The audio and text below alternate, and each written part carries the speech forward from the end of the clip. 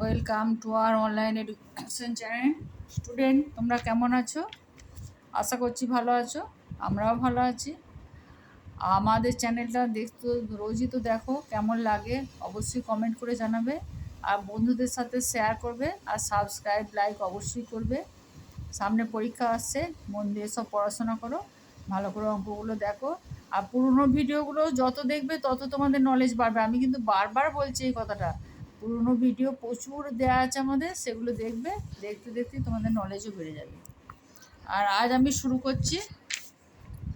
49 অনুশীলনী হয়ে গেছে। আর এই ক্লাস 3 প্রণবেশ জানা প্রশ্নমালা 50 করছি। আর মোটে 57 মানে কয়েকটা আছে, 5টা-6টা প্রশ্নমালা আছে। ওগুলো হয়ে গেলেই ক্লাস 4-এর করতে থাকবো। তোমরা যেগুলো কমেন্টে জানাচ্ছ, 34 অনুশীলনী একজন জানিয়েছে প্রশ্নমালা মানে 29 অবধি হয়ে গেছে, 30 থেকে এবার টানা করিয়ে যাব। আর কোনো সমস্যা হবে না, ক্লাস 4-এর করিয়ে যাব। আর 5-এর তো হয়েই যাচ্ছে, কেসি না প্রণবেশ জানাও এবার শুরু করা হবে, এগুলো তো হয়েই যাচ্ছে। তাহলে তোমরা অবশ্যই ভিডিওটা সাবস্ক্রাইব করবে, লাইক করবে। তাহলে আমি শুরু করলাম। প্রশ্নমালা 50, ক্লাস 3, প্রণবেশ জানা। বলছে যে ভুল থাকলে ঠিক করে লেখো অঙ্কগুলো। 5 টাকা 78 পয়সা সমান 57.08 টাকা। এটা কি ঠিক আছে? এটা না, এটা ভুল। তাহলে ঠিকটা কি? ঠিকটা হচ্ছে 5.78 টাকা। তারপর 2 মিটার 5 সেন্টিমিটার সমান 250 সেন্টিমিটার, এটা ঠিক আছে। তারপর 36 কিগ্রা 0.0036 গ্রাম, মানে এটা ভুল। কি হবে?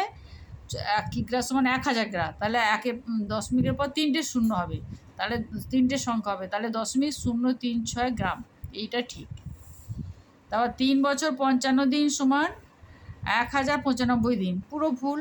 এই 3 বছর 55 দিন তোমরা রাফে কোশ্চেন নিয়ে দেখবে 1150 দিন হয়, এটাই ঠিক।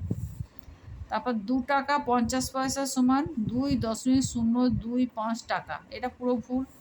2 টাকা 50 পয়সা সমান 2.25 টাকা। তারপর 3 ঘন্টা 30 মিনিট সমান 3630 সেকেন্ড, এটা ভুল। 3 ঘন্টা 30 মিনিট সমান 12,600 সেকেন্ড, এটা ঠিক।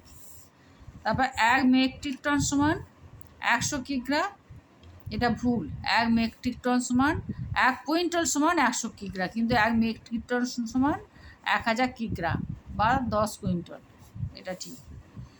তারপর ডেসিমিটার মিটারে 1/10 অংশ, এটা ঠিক। মিটারের পরই ডেসিমিটার, তাহলে 1/10 অংশ, এটা ঠিক। তারপর চলে এসো 2-এর দাগে। 2-এর দাগের অঙ্কগুলো কি বলছে? 2-এর দাগের অঙ্ক বলছে 22 কিগ্রা চিনির দাম প্রতি কিগ্রা 17.50 টাকা 17.05 টাকা দরে 4 কিগ্রা ডালের দামের সমান। তাহলে 22 কিগ্রা চিনির যত দাম হবে প্রতি কিগ্রা 17.05 টাকা দরে 4 কিগ্রা ডালের দামের সমান হবে। তাহলে 100 কিগ্রা চিনির দাম কত? এবার আমাকে বার করতে হবে। বা কী করে বার করবো? প্রথমে আগে ডালের দামটা বার করে নেবো। 4 কিগ্রা ডালের দাম সমান 17.05 গুণিত 4 সমান হলো কত? 68.20। তাহলে ওই টাকাই হচ্ছে 22 কেজি চিনির দামের সমান। তাহলে 68.20 টাকা কত কেজি চিনির দাম? 22 কেজি চিনির দাম। তাহলে 22 কেজি চিনির দাম যদি 68.10টা উঠে যায়, তাহলে আমি 100 বসিয়ে দিলাম। 6,820 টাকা হয়। এবার তাহলে 100 বসিয়ে দিলাম। আচ্ছা, 1 কেজি চিনির দাম হচ্ছে, সেখানে তো এটা ভাগ হবে, 1 কেজি চিনির দাম হলেও কম হবে, অতএব 100 গুণিত 22। আর 100 কেজি চিনির দাম হচ্ছে এই যে 6,820 গুণিত 100 বাই 100, যেটা দশমিকের জন্য যে 100টা বসে 100 গুণিত 22। এবার এটা কাটাকুটি করলাম, 100কে 100 দিয়ে কাটাকুটি করলাম, আর 22 করলাম। 11 দুগুণে 22, এটা 2 দিয়ে এইটা কাটা হলো, আবার 11টা কেটে এটা হলো 310। তাহলে 310 টাকা। 310 টাকা কী হলো? তাহলে 100 কেজি চিনির দাম হচ্ছে 310 টাকা। এটাই উত্তর। অঙ্কটা তোমরা বুঝতে পারলে স্টুডেন্ট? 4 কিগ্রা ডালের দাম যে যত হবে তত হচ্ছে 22 কেজি চিনির দাম, 4 কেজি ডালের দামের সমান। তাহলে সেটা বেরোলো 68.20 টাকা। এটা হচ্ছে 22 কেজি চিনির দাম। তাহলে এবার 100 কেজি চিনির দাম চেয়েছে, তাহলে আমি বার করে নিলাম 22 কেজি চিনির দাম কত, 1 কেজি চিনির দাম কত, আর 100 কেজি চিনির দাম কত, ওই কিং নিয়মে। তাহলে এইটা 6820 গুণিত 100 বাই 100 গুণিত 22, এটা কাটাকুটি করে উত্তরটা দাঁড়ালো 310। এটাই উত্তর। তারপর চলে এসো 3-এর দাগে। 3-এর দাগের কি বলছে, নিম্নলিখিত সরলগুলি উপযুক্ত চিহ্ন বসাও। এটা তো খুবই সোজা, একটু মাথাটা ঠিকঠাক একদম মন দিয়ে চঞ্চল না হয়ে দেখবে, সুট করে ফেলবে। 8.8, এই অঙ্কটা হচ্ছে কী বলো, অঙ্কগুলো আগে দেখে বলে দিই। এই যে 8 মানে শূন্যস্থান, এটা পূরণ করতে হবে। 9-4 সমান 21। তাহলে এটা আমি কী করলে 21 হবে, কী করলে 8 যুক্ত 9 যুক্ত 4 হলে 21 হয়। 8 আর 9 হচ্ছে 17, 17 আর 4 21, এইটা হয়ে গেল। তারপর 2-এরটা বলছে 12 যুক্ত 28-14-26 সমান 28। কী করতে হবে, 12 যুক্ত 28 যুক্ত 14, এই তিনটে যোগ করে নিলাম, দিয়ে -26 বিয়োগ করে দেখলাম 28 এসে গেল। তাহলে এগুলো তোমরা একটু বুঝে যদি করো, এবারে অতি সোজা। গয়েরটা কি বলছে, গয়েরটা বলছে 19-7-6 সমান 20। তাহলে 20 কত হবে, তাহলে 19-এর সঙ্গে 7 যোগ করতে হবে, দিয়ে -26 হয়ে গেল, -6 করে দেবে, তাহলে 26 থেকে 6 বাদ চলে গেলে 20 হয়ে গেল। তাহলে একটা যুক্ত একটা বিযুক্ত হবে। তারপর ঘয়েরটা 18-12-8-14 সমান 0। তার মানে এদিকে সংখ্যাটা এমন হবে 0 সমান হবে, প্লাস মাইনাস করতে হবে। তাহলে 18-12 যুক্ত 8 বিযুক্ত 14।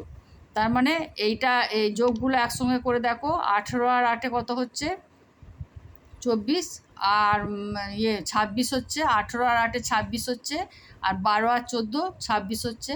তাহলে +26 -26 সমান 0। তাহলে সংখ্যাগুলো খুব সহজেই বসানো যাবে, শুধু মাথাটা একটু কুল রেখে করতে হবে, তাহলেই সহজে পেরে যাবে, কোনো ব্যাপারই না। তারপর 4-এর দাগের অঙ্কটা কি বলছে, এইটা একটু মন দিয়ে দেখো। প্রথম ও দ্বিতীয় বাক্সে 400 টাকা আছে, দ্বিতীয় ও তৃতীয় বাক্সে 475 টাকা আছে, এবং প্রথম ও তৃতীয় বাক্সে 625 টাকা আছে। কোন বাক্সে কত টাকা আছে? কি বলছে, প্রথম দ্বিতীয় বাক্সে 400 টাকা, দ্বিতীয় আর তৃতীয় বাক্সে 475 টাকা, এবং প্রথম ও তৃতীয় বাক্সে 625 টাকা। তাহলে কোন বাক্সে মোট কত টাকা আছে, এইটা আমাকে বার করতে দিয়েছে। তাহলে অঙ্কটা সবই দুটো দুটো করে বলেছি। প্রথম যুক্ত দ্বিতীয় সমান 400 টাকা বলেছে, দ্বিতীয় যুক্ত তৃতীয় সমান 475 টাকা বলেছে, প্রথম যুক্ত তৃতীয় সমান 625 টাকা বলেছে। প্রত্যেকটাই কিন্তু দুবার করে বলেছে। তার 2 প্রথম যুক্ত দ্বিতীয় যুক্ত তৃতীয় সমান 1500 টাকা, এই তিনটে যোগ করে দেখলাম 1500 টাকা হলো, যুক্ত 1500 টাকা হলো। এবার 2টা ব্র্যাকেটের বাইরে রেখেছি, কেননা সবই দুবার করে, প্রথমটাও দুবার, দ্বিতীয়টাও দুবার, তৃতীয়টাও দুবার। তাহলে প্রথম যুক্ত দ্বিতীয় যুক্ত তৃতীয় সমান কত হচ্ছে 1500/2, এই যে 2টা 2, তাহলে 750 টাকা। তাহলে 750 টাকা আমরা পেয়ে গেলাম প্রথম দ্বিতীয় তৃতীয় মোট যোগ করে। তাহলে এবার মানগুলো বসিয়ে কত পাই, মান বসিয়ে পাই, প্রথমটা কত পাবো 750 মাইনাস, প্রথমটা পাবো 750 মাইনাস, এই যে এটা দ্বিতীয় তৃতীয়, প্রথমটা বাদ দিয়ে দ্বিতীয় তৃতীয় 475 সমান 275। তৃতীয়টা কত পাবো 750 মাইনাস, এই যে প্রথম আর দ্বিতীয়টা বাদ দিয়ে মানটা আছে 400, সেই জন্য 750 মাইনাস 400 সমান হচ্ছে 350। আর দ্বিতীয়টা কত পাবো 750 মাইনাস, এই যে প্রথম আর তৃতীয় আছে, দ্বিতীয়টা নাই, তাহলে দ্বিতীয়র মানটা আমি পাচ্ছি 625 সমান 750 মাইনাস 625 সমান 115 টাকা। তাহলে উত্তরটা কত হলো 275 টাকা। পাচ্ছ কতটা, প্রথমটা, তৃতীয়টা পাচ্ছ 350 টাকা, দ্বিতীয়টা পাচ্ছ 115 টাকা। তাহলে এই তিনটি হলো উত্তর। তাহলে অঙ্কটা বুঝতে পারলে, দুটো করে দুবার করে সব সংখ্যাগুলি বলেছে, মানগুলো একসঙ্গে যোগ করে নিয়েছি, যেহেতু সব সংখ্যাই দুবার করে বলেছে, সেই যোগটাকে 2 দিয়ে ভাগ করে নিয়েছি, 750 হয়েছে। এবার প্রত্যেকটা মান বসিয়ে আমি পাচ্ছি, যেটা প্রথমটা যখন বার করছি তখন দ্বিতীয় তৃতীয় ধরতে হবে, আবার তৃতীয়টা যখন বার করছি প্রথম দ্বিতীয় ধরতে হবে, আবার দ্বিতীয়টা যখন বার করছি তখন প্রথম আর তৃতীয় ধরতে হবে, করে যে সংখ্যাগুলো বেরোলো সেগুলোই উত্তর। তাহলে বুঝতে পারলে স্টুডেন্ট, তোমরা খুব সহজেই বোঝা যাবে, একটু ভালো করে করতে হবে তবেই তোমরা বুঝে যাবে। তারপর চলে এসো 5-এর দাগে। 5-এর দাগে কি বলছে, 1.4 এবং 1.125 এর মধ্যে কোনটি বড় এবং কত বড়। আমি এগুলো 1.1/4 সমান করে নিলাম, 4×1=4, 1×5, 5×4, আর এইটার সমান করে নিলাম দশমিকটা তলায় লিখে 1125/1000। এবার এগুলো লসাগু করলাম, এই দুটো লসাগু করে দেখলাম 1000 হচ্ছে। এবার 1000কে যদি 4 দিয়ে লসাগু করা হয়, 4 দিয়ে যদি ভাগ করা হয় তাহলে হচ্ছে 250। 250কে 5 দিয়ে করে দেখছি, 250×5 1250, এইটা একটা সংখ্যা হলো। আর এটা 1000 তো লসাগু আছে, এই সংখ্যাটাই হলো। তাহলে 1250 বেশি না 1125 বেশি? তাহলে প্রথম সংখ্যাটি বড়, 1250 বেশি যেহেতু হচ্ছে, এটা ভেঙে দেখছি প্রথম সংখ্যাটি বড়। এবং কত বড়? এই 1250 থেকে 1125 বিয়োগ করে নিলাম, দিয়ে 125 বড়। বুঝতে পারছো? তাহলে দুটো সংখ্যা আমি পূর্ণটা ভেঙে নিলাম, এটা দশমিকটা তলায় লিখলাম, দিয়ে এই দুটো লসাগু করলাম, লসাগু করে এইটা করে দেখলাম এর সঙ্গে গুণ করে ওপরের সংখ্যার সঙ্গে 1225 হচ্ছে, আর দ্বিতীয় সংখ্যাটা এই সংখ্যাটাই হচ্ছে। তাহলে 1225, এই 1250 আর 1125, তাহলে অবশ্যই 1250 বেশি। এবং কত বেশি সেটা বিয়োগ করে দেখলাম 125 বেশি, এটাই উত্তর। একটা বলার ভুল হয়ে যাচ্ছে, মানে অঙ্কটা কষেছি ঠিকই, কথাটা বলার ভুল হয়ে যাচ্ছে, তার জন্য তোমরা অবশ্যই বুঝে নেবে, সরি। তারপর হচ্ছে 6-এর দাগে। 6-এর দাগে কী বলছে, 5.3 এবং 5.03 এর মধ্যে কোনটি বড় এবং কত বড়? ওই একই প্রসেসে করতে চলেছি। 5.3 সমান হচ্ছে 53/10, 5.03 সমান হচ্ছে 503/100। এবার এদের লসাগু কত হলো? 100। তাহলে 100 হলে এবার 10 10 হচ্ছে ভাগফল, এবার সেইটার সঙ্গে 53 গুণ করলে কত হচ্ছে? 530। আর দ্বিতীয়টা হচ্ছে লসাগু 100, 100-র সঙ্গে 100 মানে 553ই হচ্ছে। তাহলে 530 বড় না 503 বড়? প্রথমে 10 10 53 10 530, তারপরটা হচ্ছে 100কে 100 503। তাহলে 530 বড় না 503 বড়? অবশ্যই 530 বড়। তাহলে সেটা কোথা থেকে আসছে? এই প্রথম সংখ্যাটা থেকে। তাহলে প্রথম সংখ্যাটি অবশ্যই বড়। এবং কত বড়? 530 - 503 সমান 27। তাহলে 27 বড়। বুঝতে পেরেছ?